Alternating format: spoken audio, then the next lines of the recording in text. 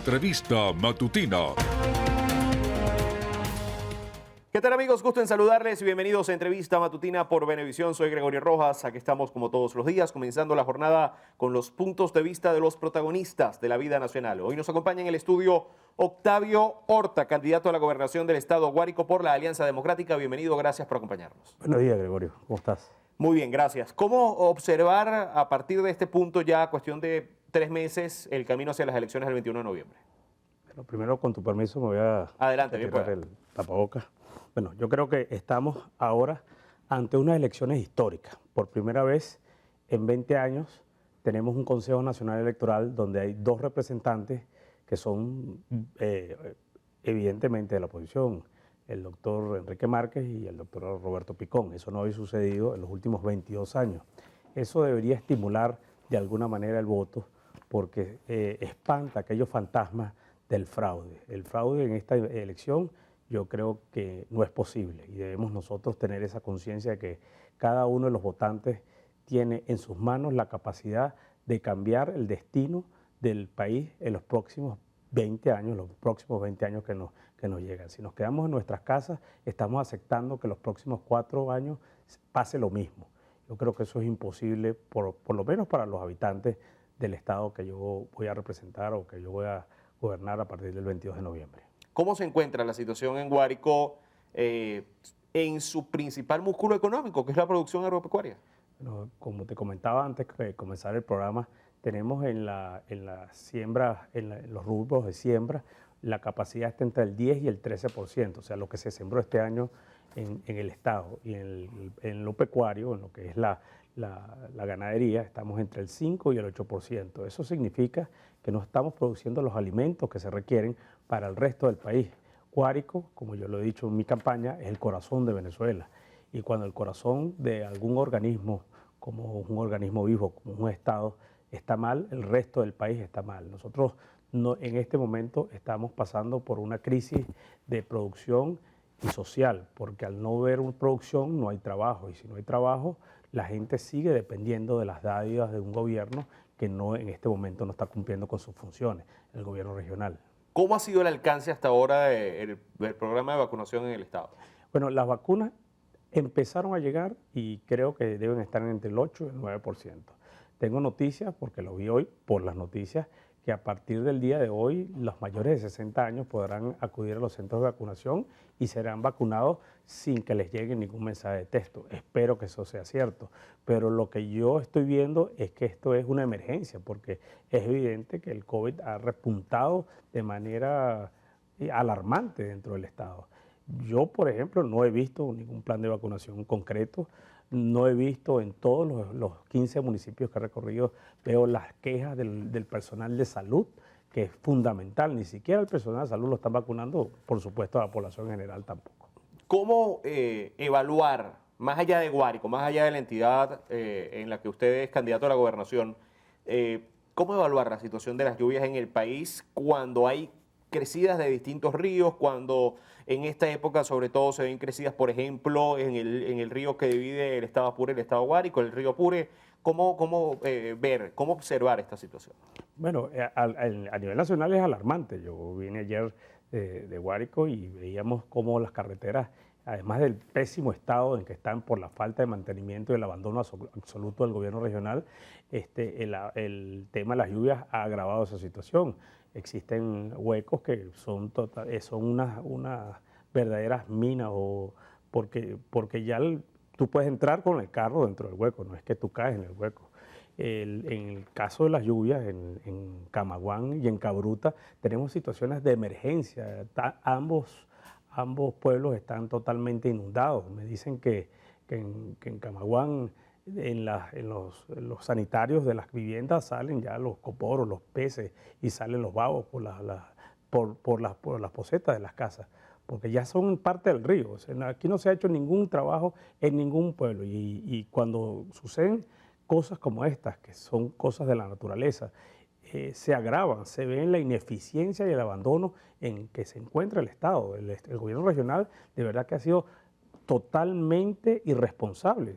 Por ejemplo, en Camaguán, que es un pueblo que es sensible a las lluvias, vemos como las personas están sufriendo porque tienen en su casa el agua por la mitad de las rodillas. No pueden vivir ahí.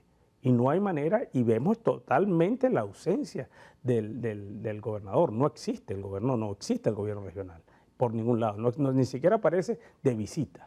¿Qué hacer para entonces abordar esta situación? Bueno, lo primero que hay que hacer es que el gobierno regional debería tomar las riendas, porque debería apersonarse el gobernador en ambos, tanto en Cabruta como en Camaguán, y ver con sus propios ojos. Nosotros estuvimos el domingo en la Merced del Llano, llegamos hasta Cabruta y Santa Rita y vimos cómo la gente está realmente en una situación de abandono.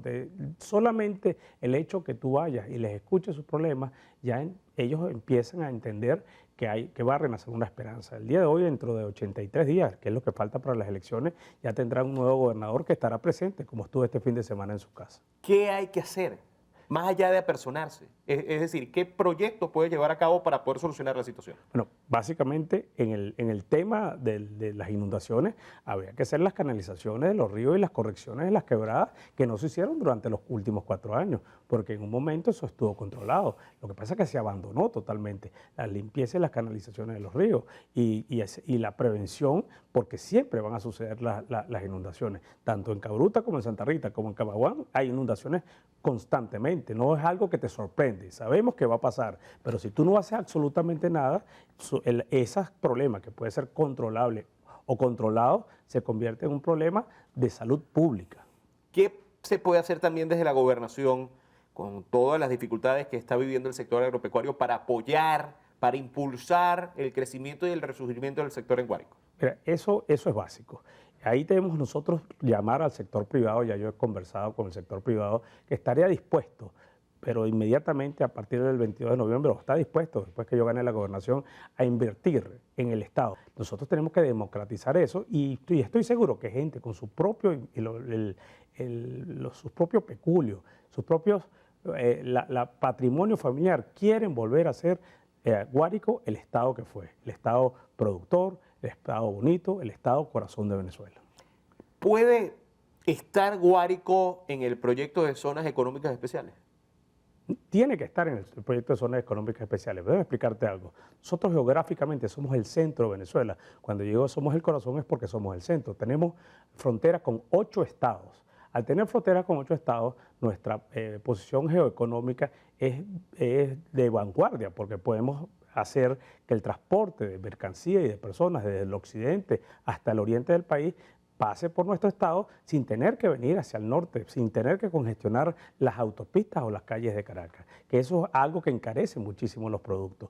Debemos hacer el proyecto de zona económica especial en el estado Guárico para que el estado Guárico sea, además de productor del alimento que se requiere, el estado distribuidor. Nosotros estamos justo en el centro y somos equidistantes, por ejemplo, del estado Zulia con el estado del Tamacuro, o con el estado Bolívar, o con el estado Apure. Hablaba del tema de la vialidad, de la falta de mantenimiento en las vías principales, las troncales principales del Estado. ¿Cómo abordar esa situación paso por paso, en etapas? Lo primero que hay que hacer es atender las troncales. Las vías nacionales están totalmente abandonadas y hay que empezar a hacerlo en etapas, como tú dices, las más importantes. Pero también hay que atender la vialidad agrícola. Esa vialidad agrícola, ustedes, yo que soy productor agropecuario, yo lo sufro. Es una vialidad agrícola que el mantenimiento es muy económico y no se ha hecho por desidia. Sepan eso, que eso es cierto y eso lo saben ustedes. Viendo ya el panorama de cara al 21 de noviembre, ¿cómo se va a desarrollar la campaña y el mensaje, más allá de lo que mencionaba al principio de los rectores para generar la confianza en el electorado de cara a las elecciones, qué otro mensaje se tiene que dar al electorado para que asista a las urnas? Yo he estado recorriendo todo el estado y he conseguido, una vez que uno llega, renace la esperanza de las personas de salir de esta desgracia que nos ha ocurrido durante los últimos 22 años en el estado. La gente quiere que la escuchen y que le hable con seriedad. Nosotros no podemos decir que todos los problemas se van a resolver en un solo momento, se van a resolver gradualmente, pero hay que hacerlo, hay que empezarlo a hacer.